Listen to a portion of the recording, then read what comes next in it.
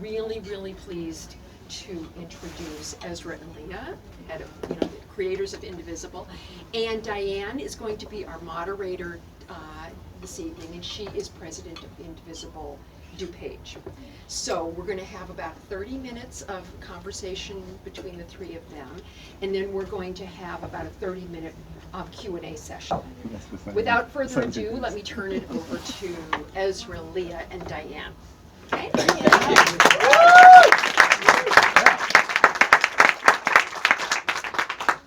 We are so excited to have you here in DuPage County in Naperville. It's been a hubbub of activist activity for the last 3 years, so thank you so much for coming. Nice. So could you tell us a little bit about how you wrote this book as a married couple together? They're married? We're going to lead with that? We're going to lead. Sure. Well, so we were thinking about writing the book shortly after the 2018 election. We felt like we've actually been getting kind of people reaching out asking if we were interested in a book deal since basically the moment the guide went live. And we hadn't felt like that was the biggest contribution we could make to the Indivisible movement, and that it wasn't sort of the top priority. And as 2018 was coming around, we started to think maybe actually it would be really helpful to have a book that told the story of the Indivisible movement, that would be getting national attention, that would help to build for the movement, and that would also help to talk about something that we think is really core to why we all got involved, which is concern about our democracy, concern about the future of our democracy, concern about whether we're actually going to stop not just Trump, but Trumpism and fix our democracy. And so that was the idea. And we thought it was going to be like a few-month project, and it turns out that's not how writing a book works. I'll let you talk a little bit about how. Oh, great. Yeah. Leah wrote all the good parts, and I wrote everything else. And so it was pretty simple. So we run National Indivisible, the operation, and we do this together as co-executive directors. So the way we tackled this was shortly after the election. I took, 6 weeks or so to focus on a draft of the book, and Leah was point on organizational work. Then we swapped. She threw out a lot of what I wrote her version, then we tried to combine everything together afterwards. And one of the things that we found was, as we started writing, we thought, oh shoot, there's another story we need to include here. We need to talk to Grapevine Indivisible, we need to talk to East Tennessee Indivisible, we need to talk to these. Like it would come out of the surveys we were doing, or it would come out of the organizers who would pop up stories. So what was supposed to wrap up by February or March, we didn't finalize this until I think late August was when the text actually got done. But I think it's better for that process. I think it really worked out. And what we're trying to balance here is we view American democracy right now in pretty existential terms. It's actually, we are at a scary moment, and also we are at a hopeful moment. It's this twin set of feelings that we're having right now, where in 15 months we could be have just heard from a progressive president giving the State of the Union address, speaking to a progressive Congress, talking about the big democracy reforms that they're going to work on now, or we could be heading down the path of permanent conservative majorities at the federal level. These are two distinct possibilities. And so, in writing the book, we were trying to both explain to folks we are at a crossroads in American democracy, and also that's a big thing to wrap your arms around. We don't want to scare everybody away with that message. We want people to understand that they can be part of the process of leading to one of those paths. And so the best way that we could see to do that was, yes, to tell the historical story, the analytical story, but also to draw out specific lessons in the book that people could see themselves doing, that people could actually get done, to make it as practical as possible. And the best way to do that was to tell the stories of the Indivisible movement over the last 3 years and how it's actually been done. So we're not just talking about some theory, some idea we might have, but actually you can do this, and the proof is in the pudding because we've been doing it for 3 years. In terms of our actual writing styles, what I would say is, so Ezra has like a very folksy, chatty, informal style, and I'm like a policy person. I'm like, here is the information. It's like, as condensed, as quick as possible. And so our editing style has always been that he produces a lot of content, and then I go through and cut like 75% of it. She murders all my babies. Right, and then he's like, you killed my babies. And I'm like, yeah, well. So we did litigate some of those disagreements in the footnotes, if you'll read. So we Yeah, have some of the stuff went in the footnotes. Yeah, it is a heavily researched book, but we keep the wonky research part in the endnotes. But the footnotes are where we actually have a little bit of back and forth discussion or add our own experience. That doesn't really answer the question directly. That's No, just some that's stuff awesome, we yeah. got to say. That's totally awesome. I have a degree in history, and that's just perfect with the footnotes. Okay, the first chapter of your book is called What We're Up Against, A Buckling and Rigged Democracy. Those are strong words. What do you mean by buckling and rigged? Do you want to take buckling and I'll take rigged? You know, we start out the book with a description of what we're up against because we think it is important for everybody to acknowledge that Donald Trump is a grotesque, bile-spewing symptom of a much bigger problem. So which isn't to underplay the extent to which Donald Trump is the problem, but we do need to recognize that when we defeat him next November, which we are all working to do, suddenly, yes, so we haven't suddenly, though, saved democracy. The forces that allowed Donald Trump to rise are still there. And in the absence of some set of reforms to fix that basic problem, we could be looking at some wannabe Trump figure who is watching Trump right now, and the lesson they're learning is, hey, I can do this, and I'll be just as malicious, but I won't be quite so incompetent. And that could be a President Ted Cruz or a President Tom Cotton. That's what we could be looking at in 2024, 2028. So we thought it very important that we start by looking at what are the problems actually facing democracy, how do we wind up with Donald Trump, and one of these features is this basic buckling of American democracy, and Leah will tackle I think the more fun part, which is the active rigging of American democracy. But the buckling of American democracy, we look at how American democracy has actually shifted over the last several decades, and it's shifted in a pretty precise way, which is we've had hyperpolarization set in, which wasn't always the case. So there was a political scientist at Yale that wrote about 3 decades ago about the problems with presidentialism. It was the perils of presidentialism was the study that he put out. And what he said is that every presidential system of democracy in world history has, at one point or another, eventually collapsed because you have the party that controls the president and the party that controls the legislature. Eventually they just go into head-to-head fights. They bump up against each other because if you are electing the president separate from the Congress, naturally that's occurring. It devolves into dysfunction, gridlock, or violence. There was one exception when he was writing at that time, and that was the United States. And he said, I have an answer for why the United States hasn't devolved into gridlock, dysfunction, and violence. Of course, he was writing in the 80s. And that's because we have these kind of ideologically wacky parties. The most conservative Democrat might be more conservative than the most progressive Republican, that there's overlap. And that means government can kind of chug along a little bit longer. It can cut deals. Now, people get cut out of those deals. The deals that get cut are disproportionately for wealthy white men and corporate interests. But you don't devolve into dysfunction and violence and chaos. Democracy continues. Now, he was writing that at a time when that was true. And that's no longer the case. In the Congress that Donald Trump inherited in 2017, the most conservative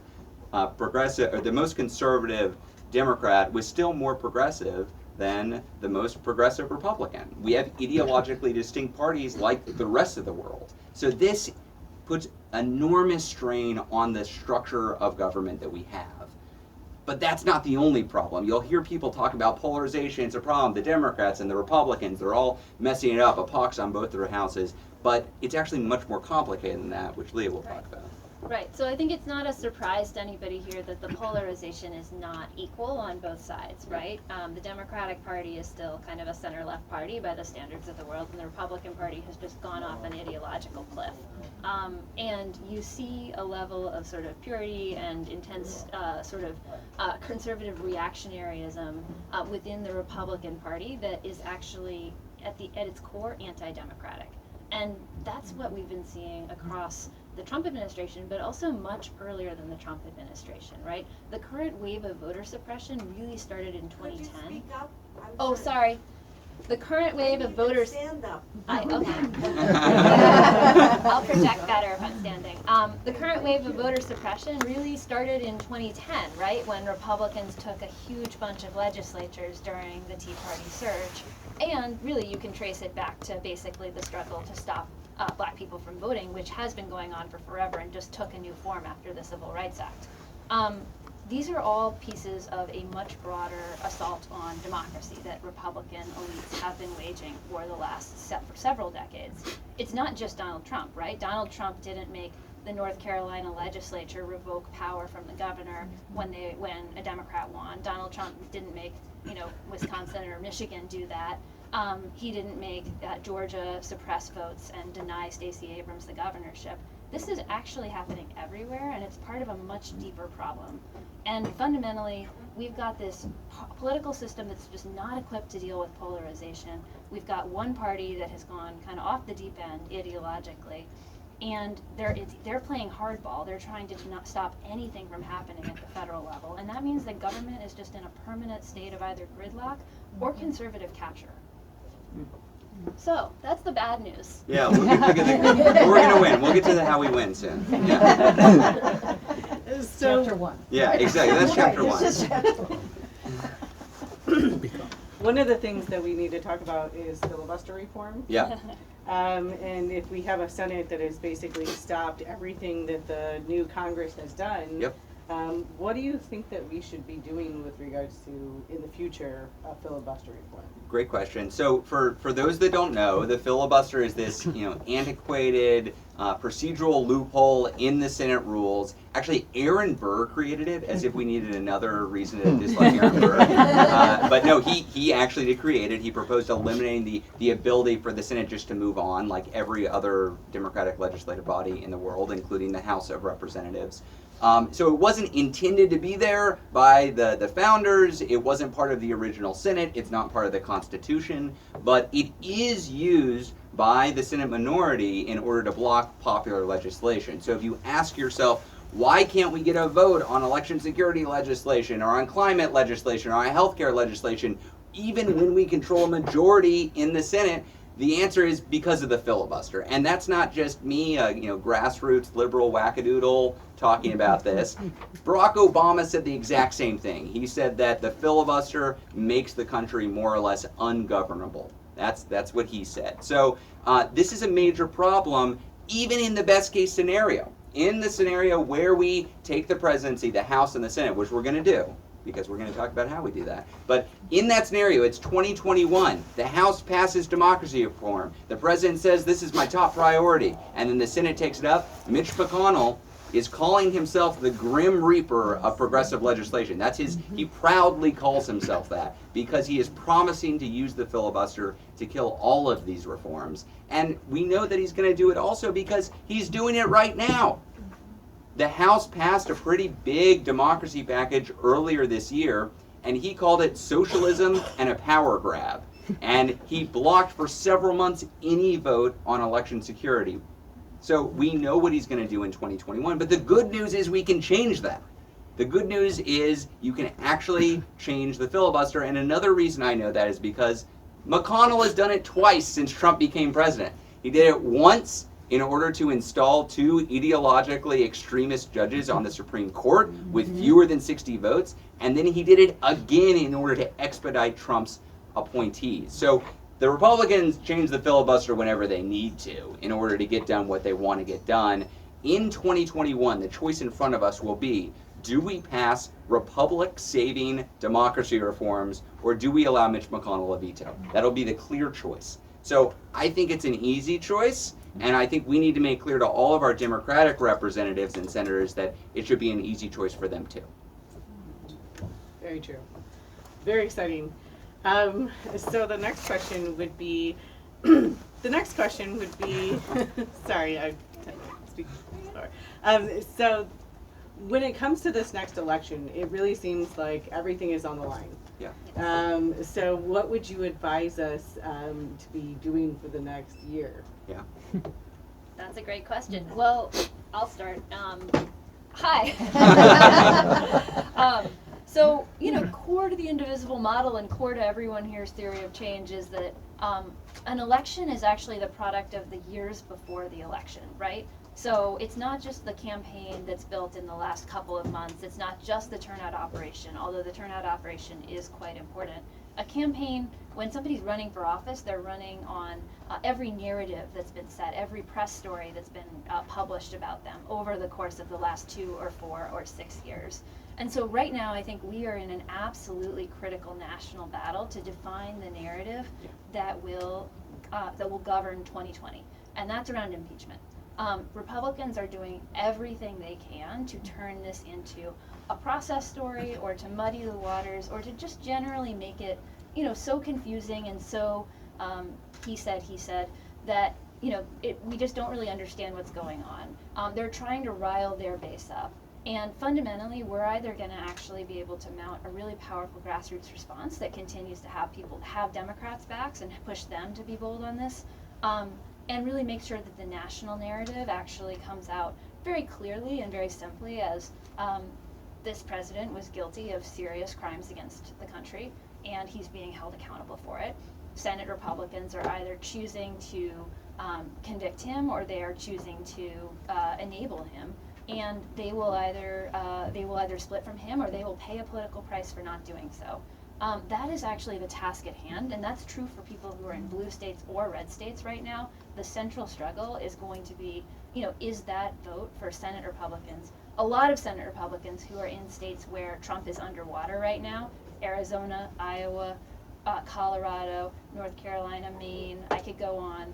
All of those folks, how politically painful is that vote going to be? And that's going to be determined by everybody in this room. So that's the first step. Can I, who here is a member or affiliated with a local Indivisible group?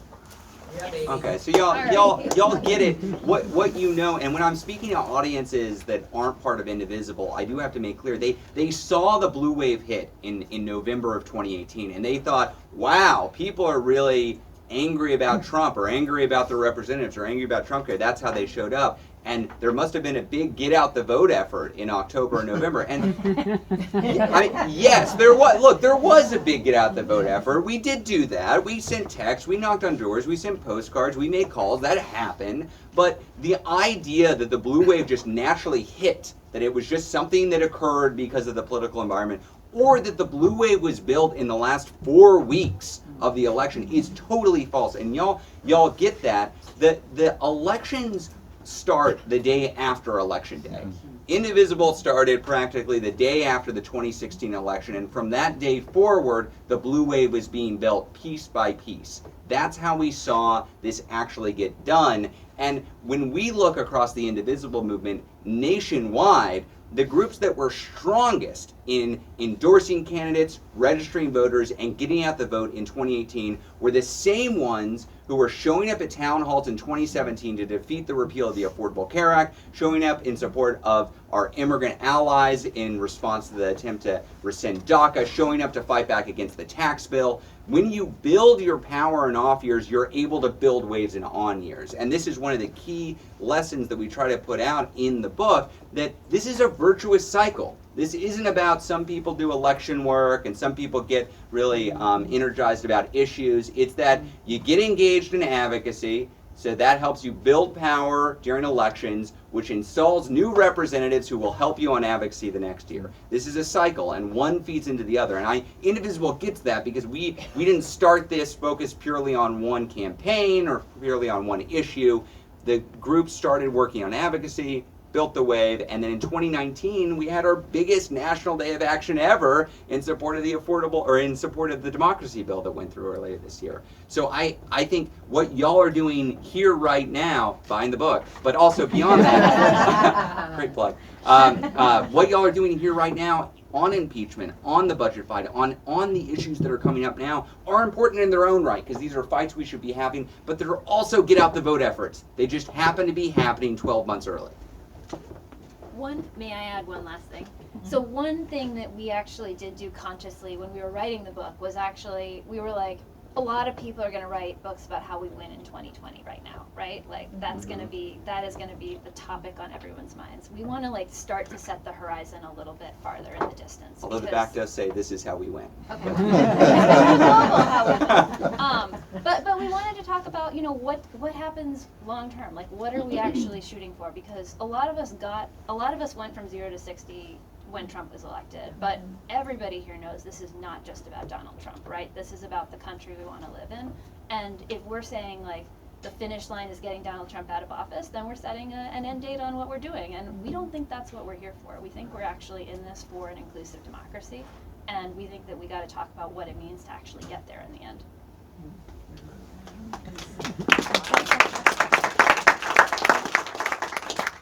One of the things I really enjoyed reading about in the book was about the big structural changes that could be done, and that really just need our voices to help push both our Democratic Party and whomever is representing us to do that. And one of the options that you had spoken of was enlarging Congress and having more representatives. And Yeah. I was super excited about that prospect, so could you tell us a little bit more about that?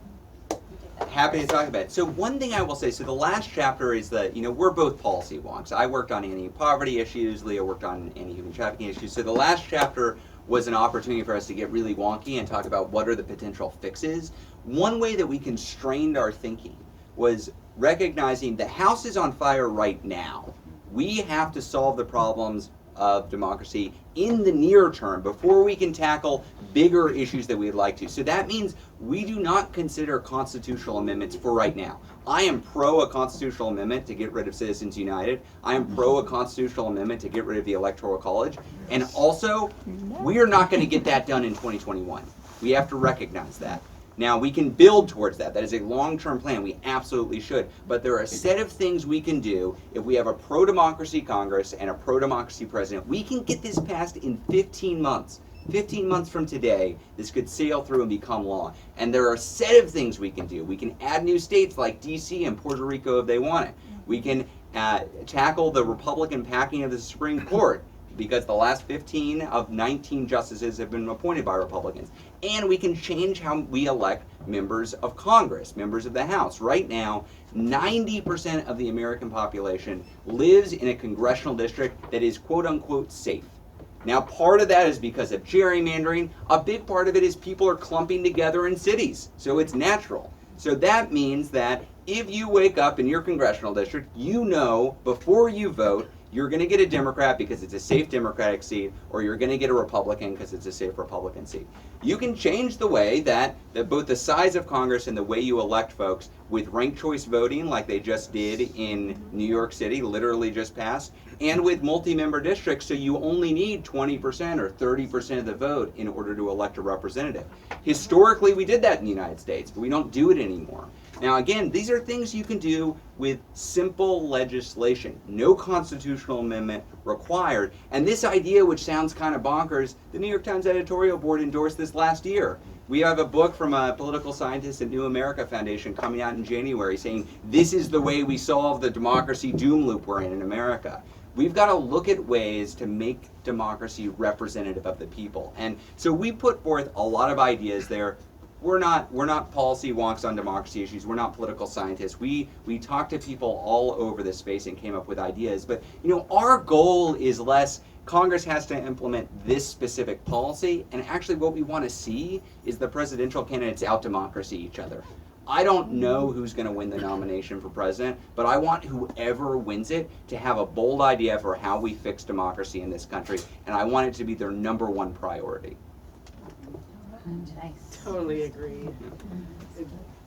Are we ready to open it to Oh, questions, already, or do you yeah. have one Yeah. final Yeah, question do you you'd have- like to ask? Yeah. Diane? Sorry, we just go on and on. Yeah, We can we get talk through like about 2 it. questions. Yeah. Yeah, I'm sure everybody would love to spend the whole evening, but I know Yeah. that you're on a Yeah. time Yeah. schedule, so Sure, maybe sure. one last question for question Ezra. for Okay.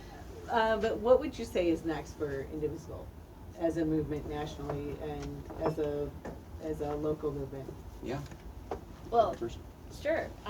Well, you know, the beauty of Indivisible is that it is a movement of it is locally led, and so what's next is always some combination of what is most important and what is most impactful for you based on where you are and the group you lead. And what can we do together as a national movement? How can we make our voices heard together in a way that has the maximum impact? And so over the last several months, we've been doing a really powerful campaign around the federal budget and around holding accountable the agencies that are responsible for the abuses on immigration and the abuses at the border, the concentration camps, family separation, et cetera. And I think a lot of folks here who've been part of that campaign actually, it's really something that I'm very proud of because it's kind of been under the radar, but actually it's successfully prevented any increases in budget from going to DHS on ICE or CBP over the last several months. And that's just, that's one of those things where it's not a big climactic struggle, but it's actually a really big deal because it means fewer people who wake up every day thinking about how to rip apart immigrant families. That's one example of a national thing that we've been able to do together as a movement. And what we're trying to do right now and what we're trying to do with the book is actually say, what can we do together as we're going forward, as we're heading into 2021? How do we bring the focus that we know, because we've heard from Indivisible leaders and activists all over the country, to the fore? How do we bring that focus on democracy and center that as we're heading forward as a movement together? How do we push the presidential campaigns on it? How do we get rid of Donald Trump? And then how do we actually fix the problems that have led us to this place afterwards? And so fundamentally, what we think binds us together is this belief that we actually are in this to fix our democracy. And what we hope you're going to be joining us on is to join that struggle. Yeah, I mean, I would just reiterate a couple things that Leah said. One, that we will judge our success in 2020 based on, did we hold the House, take the Senate, and take the presidency? Full stop. There is no pathway to democracy in 2021 unless we do that. And also, that's not enough. So we are building towards a 2021 where we don't just win power, but we use that power. So in my mind, the big victory after 2020 is going to be in early 2021 when that new Congress meets and they have indivisible groups all over the country showing up at congressional district offices saying, "You're welcome. We gave you this power, now use it." That is the dream. That is the dream. And I think that is the only way we're going to get these reforms, because look, the system is not going to fix itself. Even the Democratic, capital D Democratic members of Congress are not going to do it of their own volition. They're going to need encouragement, friendly encouragement, right? But they're going to need that encouragement. That's going to have to be a piece of the solution. And look, at the heart of it, the radical idea at the heart of Indivisible is simply that in a representative democracy, your representatives ought to represent you. And what we know is we don't currently have that. And we're not going to have that if we just hope that it occurs, or even if we just elect the right people. The fact of the matter is that in order for democracy to function, we have to participate. And Indivisible is more than anything else not defined by a candidate or a set of issues or even a 2021 goal. It's defined by action. It's defined by real life action. That means participating in democracy in order to get this stuff done. So that's, when I think of the future of Indivisible, it's not a specific candidate, it's not a specific set of issues. It is, there are people who are actually taking hold of their democracy in person and buying this book. We appreciate it. Yeah, let's open it to questions. I'm sure I'll let you decide who you want to call on. I don't need to be the moderator for that, so I'll Diane McGuire. Yeah. Diane McGuire, Indivisible Naperville. I'm proud to be with all of my Indivisible colleagues and neighbors. I've been a leader within the traditional Democratic Party organization as well as Indivisible now for the last 3.5 years. There's a contrast, there's a difference between them, and I appreciate them both. How do you see the Indivisible movement complementing the traditional party organizations? How do you knit them together? Oh, great question. So that is a question that indivisible groups all across the country are asking, and what I would say is it looks different depending on the area. What we have seen is that in some areas, the indivisible groups are met by the existing Democratic Party establishment as a threat to be resisted. In some areas, they're looked at as an opportunity to co-opt, and in some areas, there's kind of a symbiotic relationship that's developed where the indivisible groups are developing new leaders, and sometimes they feed into the party, and sometimes they run for office, but they're separate. I think that's the healthiest environment. Now, there's a rich history in the United States of social movements existing alongside parties, and I think that's necessary in order for us to get the changes that we need. That you can't just depend on the party itself to do everything. You need folks on the outside. So really, from very early on, literally the first page of the guide, we were very clear that Indivisible is not an arm of the Democratic Party. And also, we can't lose sight that the Republicans are currently supporting a plutocratic white supremacist, and they're not willing to actually make deals that are reasonable. And so we've got to recognize that the future of democracy depends on unified Democratic control of Congress, and in many states it depends on a strong Democratic Party as well. So I do think it's about making Indivisible independent, not an arm of the party, which allows it to organize and push the party to stand up for progressive values. And there's going to be crossover over time, and I think that's healthy. Leah, any? No, that's great. I nailed it. Trying to get more questions in. Oh, sorry. And I'm sorry, I don't know your name. Me? Yeah. Pam. Pam. Yeah, I'm from Indivisible Glen Ellen, actually. I was very interested yesterday to read this Monmouth poll that I'm interested in having you guys kind of give me your take on, and that is the majority of the American people that were surveyed in this poll believed that Donald Trump was going to win again in 2020. Yeah. And by an even larger majority felt that there was no way they wanted him to win. Yeah. So there was incredible opposition to him at the same time that people believed that he was going to win. Yep. So, you know, we can all make our explanations of what people were thinking, but I'd like you guys to give it a try. Sure. I mean, to me, what that screams is 2016 hangover, right? How many of us, like, throughout 2018, throughout the election in 2018, none of us, like, right up until the last minute, right up until, like, literally it was called that we flipped the House, nobody believed that it was actually possible. And that was because there was such a deep, you know, we were all, like, a lot of people were thrown so deeply by 2016.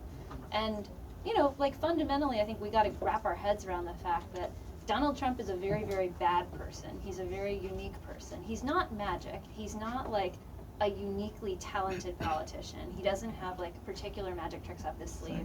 We can beat him. Like, we can out-organize him. We can actually, you know, he threw what he could into 2018. He didn't win. He just tried to flip Kentucky for Matt Bevin. He did not win. He has limits. We can beat him. The best favor that we could give to him is to like concede this idea that he's somehow, you know, super powerful or super authoritative in a way that he tries to cultivate. So that's my take on the poll. I think it's the right mentality, though. Also, I think we're losing right up until we win, and I think that's what we should be thinking. I think I don't know what tricks they're going to pull. I don't know what shenanigans they're going to orchestrate. They will, and the only way to combat that is to run up the score. So I think we got to win, and we got to win by a huge margin in order for us to actually win. And that could just be an electoral college. We might run up the score in blue states, and then we'll lose it in other states, and that might be enough. So I think it is fine that people think we're going to lose. I would be much more worried if they thought it was in the bag. Rafa? Pleased to meet you. My question is, I don't know very much about Indivisible. Yeah. You heard a lot about it, and you are the executive director, and you also lead the national staff. Mm-hmm. I wanted to know who are you favoring in this election in any particular? And another City thing. council election? Or? Yes. I mean, in 2020, it's not far away. Indeed. And also, there was a lot of talk, I attended another program, that we need to work with the Republicans and make them like understand, like all the people who are kind of, you know, waves for him and all of that, you know, that kind of thing. Yeah. Well, Work more. How do we work more with those people who are opposite to us? Yeah, the yeah, yeah. Republicans. I mean, Yeah. we cannot say you and us. You have to work with them. Mm-hmm. Yeah. You want me to take? Whichever one. Okay, great. All right. Hi. So in terms of who we're supporting, we are not of the opinion that who we're supporting is relevant, right? We're, as part of a national organization, we are supporting the Indivisible movement in determining how to engage with the presidential campaigns and with the presidential election. What we are challenging folks to say throughout the Indivisible movement right now is, if we believe that there are candidates in this race who are better, who are going to make a better president, who are actually going to get behind the kind of transformative reforms that we're talking about here, what are we prepared to do to actually make them the winner? And that is not necessarily, what we have been doing so far has been pushing every presidential candidate. We're saying, and we have a questionnaire out to folks right now saying, what is your democracy agenda? What is your policy agenda? What are you actually going to do as president? What are your priorities? And so we're actually trying to use this as an opportunity to ask the candidates and engage with the candidates about what is their agenda, and are they actually, do they have the same understanding of democracy is under threat as we do, and what are they going to do about it? In terms of working across the aisle with other folks, I would love it if we were in a place where we could compromise more with Republicans. My own professional background, I was on the Hill during the beginning of the Obama era, when Democrats were trying to pass the Affordable Care Act, when they were trying to move campaign finance reform, when they were trying to move the Consumer Financial Protection Bureau, all of these things. Almost none of them were they able to get any Republican support for at all. And I think that just goes to the level of polarization that we're experiencing right now. Those Republicans might well actually, behind closed doors, be for some of those things, but they know perfectly well they won't get reelected if they actually compromise themselves. And so for me, it's not about how do we compromise when the conditions for compromise aren't there. How do we create the conditions that ultimately lead people to feel like they could compromise again? And that's where the reform agenda comes in. I just want to let you know that there were two women and Democrats in Virginia. They had election. They won. Mm-hmm. One of them, Ghazala Hashmi, and the other was Umesh. Mm-hmm. Both Muslim women. Yes. Amazing. Amazing. On this note about compromising with Republicans, though, I do think I'm not saying compromise. Oh. No. but reaching across Make the them aisle. understand. That's right, but I do think we should distinguish between elected elite Republicans and Republican voters. So I'm from rural Texas. We go to Leah's grandma's house in Alabama every Christmas. Some of our closest friends are Republicans, I guess you'd say. At least family My members. grandmother. Yeah, well, okay. But so the Indivisible, many of the strongest groups in Indivisible are in rural and red areas with membership that are former Republicans or current Republicans who feel like the party has left them, and independents and Democrats. So I do think what we see on the ground among people who have been part of the Republican Party is that this president is so atrocious, his actions are so egregious, that they are looking for a different community to organize in. And so we can talk about what is the best national message we can use to reach folks, and that's a big popular debate in Washington, D.C. I think more important than that is who is the messenger? Who is actually bringing this message? So Leah and I can go around to East Tennessee and talk about what we think you should say when you're talking to your neighbor. It's much better if the leader of East Tennessee Indivisible goes with their group and talks to folks and says, hey, this doesn't match my values. I don't agree with this. You can be part of our group. I think that's really important.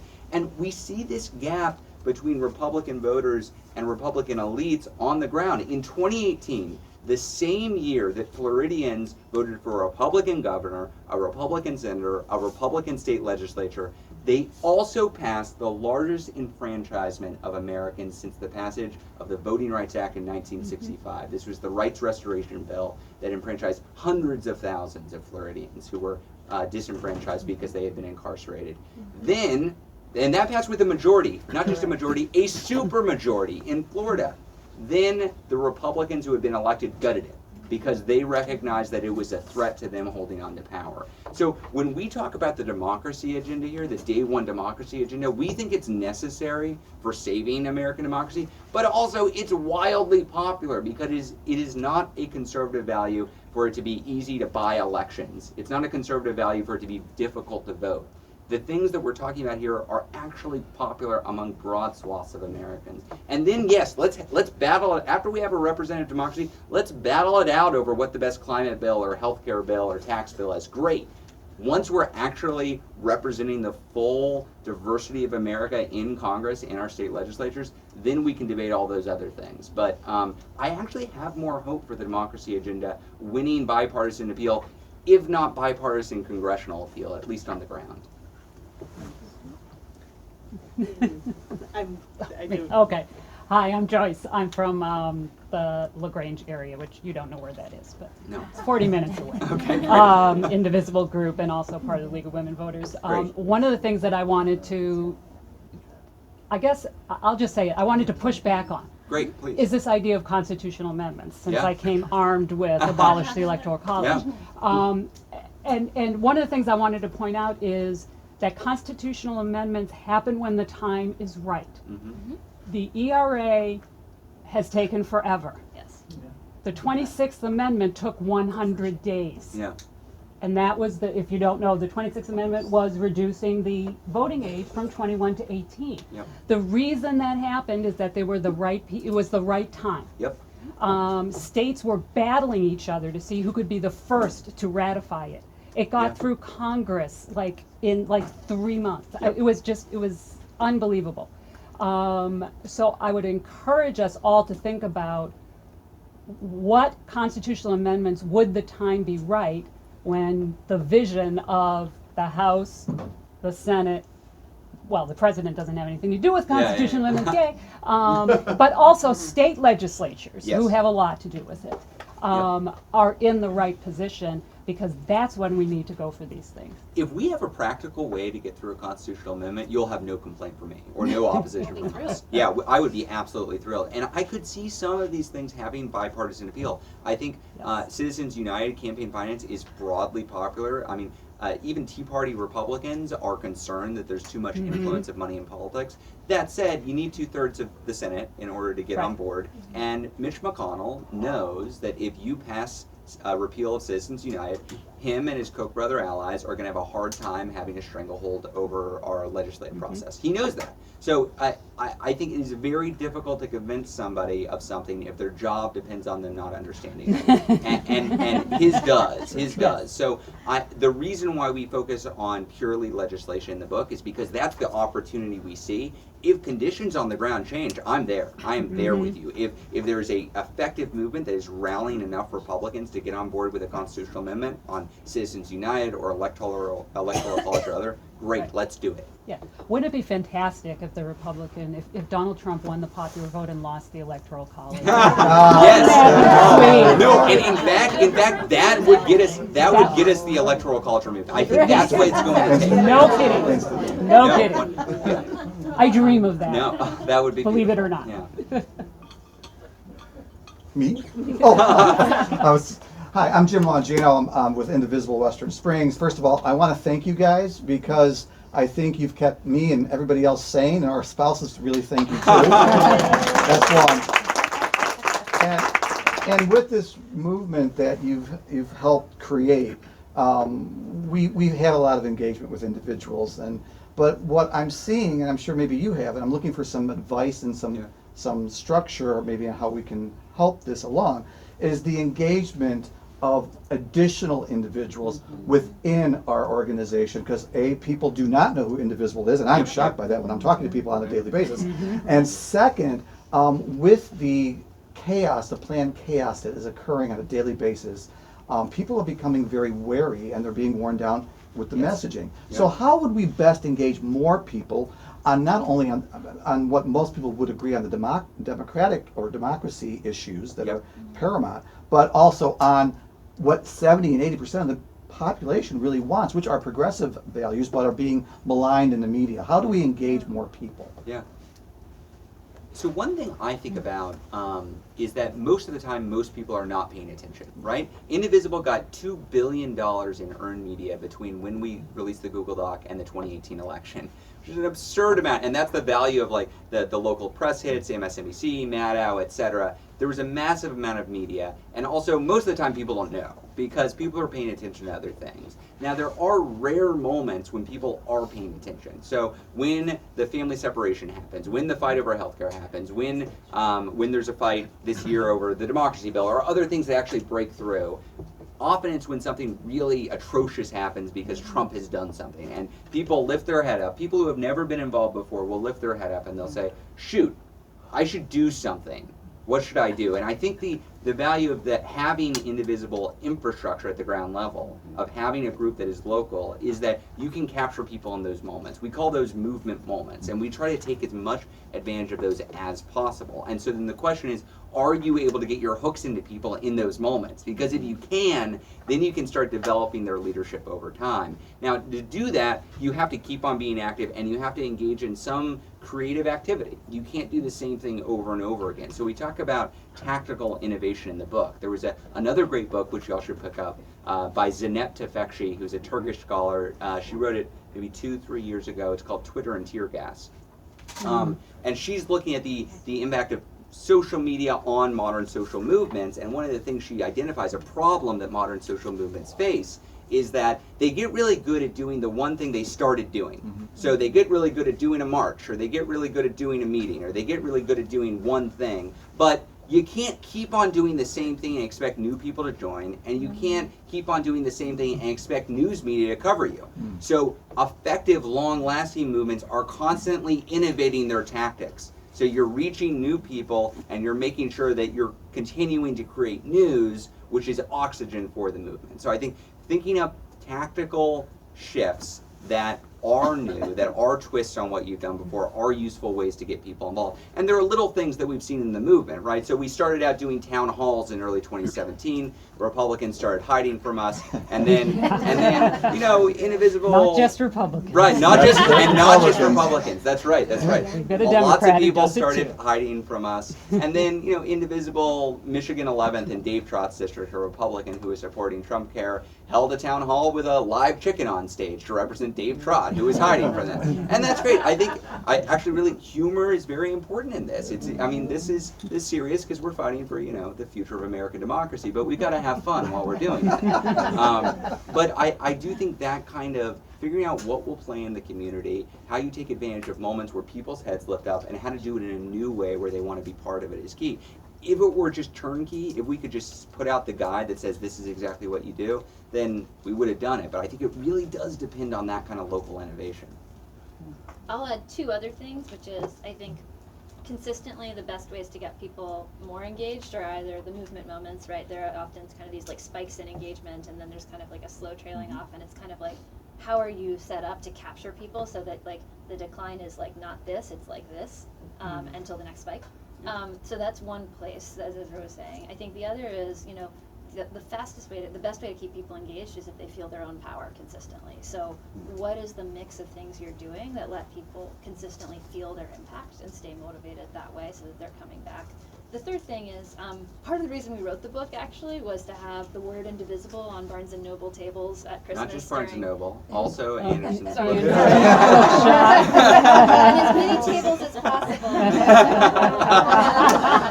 We'll edit that out in post. Yeah, Don't worry. Not where you were. On as many tables as possible during the holiday shopping season, and just trying to get as much of a word out as possible, because we do think that this is something where, as a national organization, we can actually help to just kind of overall lift awareness of the movement in a way that hopefully funnels people towards Indivisible groups nationwide. So we had the book is useful hopefully for the groups themselves. It is also useful as we hope a recruitment tool and a media hook. We had an excerpt in Rolling Stone this week. We have a Time op-ed out this week. There's a lot of other press coming out. That is good for getting the word out to audiences that might not otherwise hear about it. And that was intentional at the national level. We thought of this as a way to continue to build the movement headed into 2021. And one important point on that, we talked about the proceeds from the book. Oh, right? we didn't. Yeah. So all proceeds from the book, the advance and any royalties that are made off of it, go to Indivisible Save Democracy Fund, which is focused on the democracy promotion work. No, we are not receiving any proceeds from the book, which was really important to us. This is a book for the movement, not a book for the individual.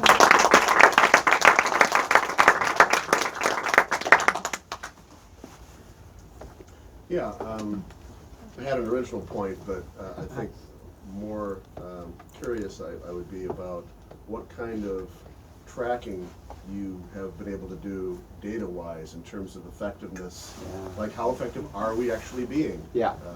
And what metrics do you do? Oh, this is a great question. You want to tackle that a little bit?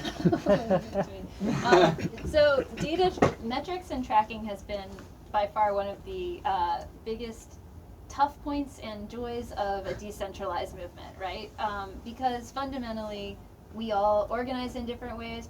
Some people are using Google groups, some people are using Facebook groups, some people are, using Slack channels, some people are using everything in between. Membership is held in a zillion different ways. Right. We have an events map. Some folks here might be using the events map. That gives us a rough sense of what's happening around the country. We have no way of knowing what percentage of events actually make it to our map relative to events that are just on Facebook or on Eventbrite or whatever. Which is all just to say this is something that we've wrestled with from the very beginning and that we will continue to wrestle with. And I think more generally, social movements always struggle with this, right? Because the thing about building power to pressure people is that they generally don't tell you when you won, right? Like the thing about power is that if they concede, they kind of then pretend that was what they were going to do all along.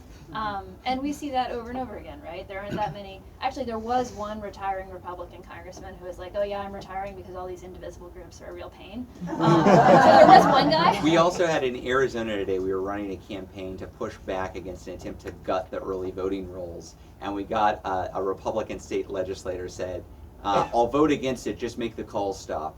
Sometimes you do get somebody saying like, yes, I am doing this because you put pressure on me and thus I didn't like it and now I'm doing what you want. More often you hear those decisions happen behind closed doors and you don't actually ever get the guaranteed sign of your impact. You just know that something is different about what is happening. And I think what we try to do as much as we can in the book is tell those stories, because we're never going to be able to say, oh, this happened exactly because of Indivisible, or this happened exactly because of the combined progressive movement pressure. But we have some good ideas, right? Like we know what we think would have happened for the first 2 years of the Trump administration without a major grassroots resistance. We know that coming into 2017, people believed the Affordable Care Act was gone, and it's still here. Battered and bruised as it is. We also do have some hard data. So, for instance, we know that on January 3rd of this year, we had the National Day of Action in support of the For the People Act. We had more indivisible groups at more congressional district offices in more states than literally ever before. That was after the 2018 election. We then broke that record on the Defund Hate Week of Action this week. So or not this week, sorry, not this month. September. In September, right. Time flies, y'all. So we can track in somewhat of an impressionistic way, somewhat of an anecdotal way, and then somewhat of a quantitative way. Where do we see spikes of energy? Where do we see engagement? We do have that ability to track. What we're seeing from the movement now is there isn't a decline. And keep in mind, people have been there is not a decline overall nationwide. And we've been asked this. I remember in February of 2017, there were indivisible groups in the LA area who went to protest Diane Feinstein for voting to confirm Mike Pompeo for CIA director. And they were greeted by a Feinstein staffer who said, yeah, whatever, you're not going to be here come St. Patrick's Day. Which is a terrible thing to say. I actually just met with about 20 or 30 indivisible group leaders from the LA area 2 weeks ago, and they told that story again. It was very energizing for them. But so there's been this constant concern that, will this still stick around? Is this just of the moment? Is it going to evaporate? We don't see that now. I will say Donald Trump is the biggest recruiter for this movement. And that is both true and it's scary to us, because we don't think Donald Trump is the only problem. And so one of the reasons, again, that we wrote the book, one of the reasons we did trainings around these democracy issues, trainings around what we want to get done in 2021, is because we recognize some set of people who have been involved in the quote-unquote resistance over the last 3 years in December aren't going to be part of it anymore. And also, if we're going to get done what we need to get done in 2021, we need to set as many sights as possible on that ultimate victory in 2021. So again, that's why we're hitting 5 more cities in this book tour stop, trying to pass that message along, recruit as many people into the movement, and ensure that we can at least demand those changes in 15 months. Well, book sales are a data point, right? Yeah, that's Yeah, right. that's So buy several. And for your friends. Yes. As a follow-up, I guess the reason for my question was, my original question was, over years, I've noticed the Republican side seems to be a hive mind. Like, they have this centralized Yes. ability to just Authoritarian. disseminate their message, and everyone's on the same page, and they're pushing it. And the liberal side, as George Lakoff pointed out, there's like 6 identifiable, at Yes. least, types of liberal, and they all seem to infight amongst each other. And while they're doing that, the Republicans are just pushing ahead. And so I see your efforts as some kind of a unifying force, at least on the tactical, practical level, that we don't have to get, stay fighting ideologically between, environmentalists and identity politics and whatever. We can all just say, okay, meanwhile, let's just get these guys in. Yeah. Well, women. Mostly women, yeah. Prop is the Trump. He's a prop. Yeah, right. How about one last question? Oh, whatever. Yeah. We'll talk more after. Hi, my name's Kirsten Nicolati. I'm from Indivisible, Lake County, Illinois.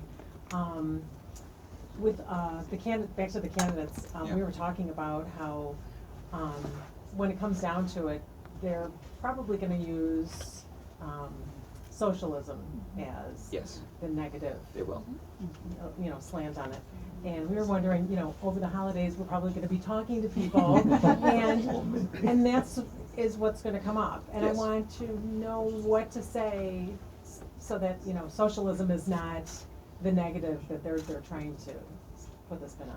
It's That's such a good question, and you are absolutely right. So we have seen the internal polling of various attacks on Democrats, on potential presidential candidates, and the hardest one to rebut and the most effective one is this claim of socialism, that you are a socialist. It's the reason why the RNC was running an airplane saying socialism or socialist over one of the Democratic debates recently. They know that is a good frame. And to be clear, that's what they're going to call Joe Biden, Oh, yeah. Bernie Sanders, Elizabeth. It doesn't matter what the positions are. The Democrat who runs will be labeled a socialist by the Republicans. Yes. I guarantee you. So, do you want to talk about the race class narrative a little bit? Because I think this is the best research that I've seen on how to talk about what are the values that we're actually fighting for. Sure. I mean, it's related to some pieces, and then I think there's specifics to the socialism label. But one of the things that we've seen over and over again with Republicans is that the socialism frame is one of several frames that often have a very racially loaded edge, right? There are an entire set of ways that Republicans have often run on dog whistles. You've seen Donald Trump kind of throw out the dog whistle and just use a bullhorn and say the really racist stuff out loud instead of just hinting. And fundamentally, those attacks, those kinds of conversations, are best. What research done by Demos, which is a great think tank based in New York, they've been super. We've worked with them really closely. They've done a lot of work on how do you handle, kind of full frontal attacks that are kind of divide and conquer messaging, right? Like the migrant caravan in 2018. And what they say is that the strongest message is kind of a bridging one that both acknowledges our differences but also brings us back together. So the version of this that we've heard before is basically you say, Republicans or conservatives are trying to distract us by putting forward a narrative that divides us. What we all want, brown, black, and white, is the same set of things. We all want a society that cares for us. We all want the same opportunities in life. We all want to be, safe and healthy and free. And, fundamentally, these are all distractions from the common desires that we have in order to, or fundamentally, you have a set of people who are attempting to distract us in order to use the government for their own purposes.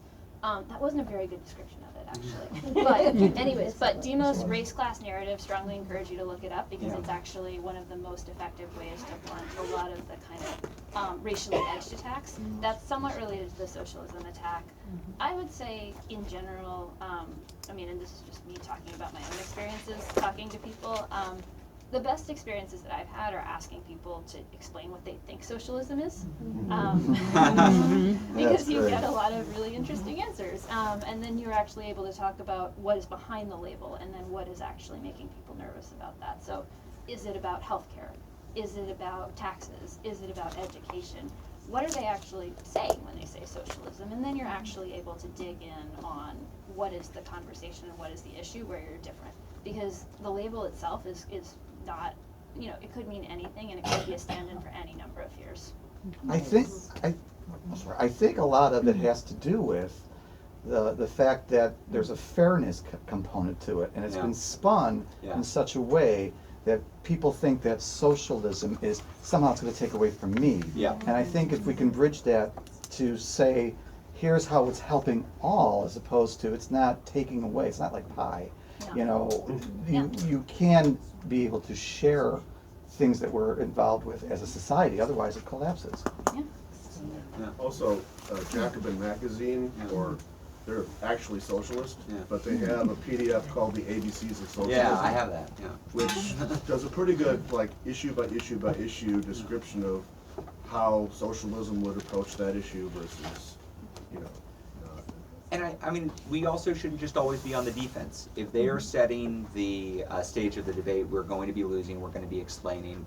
Frankly, the platform of whichever Democrat wins the nomination is going to be much more popular than a platform of installing religious right extremists to the courts and cutting taxes for corporations and billionaires. So we can talk positively about what we're for because it happens to be the case that most Americans are for it. Great.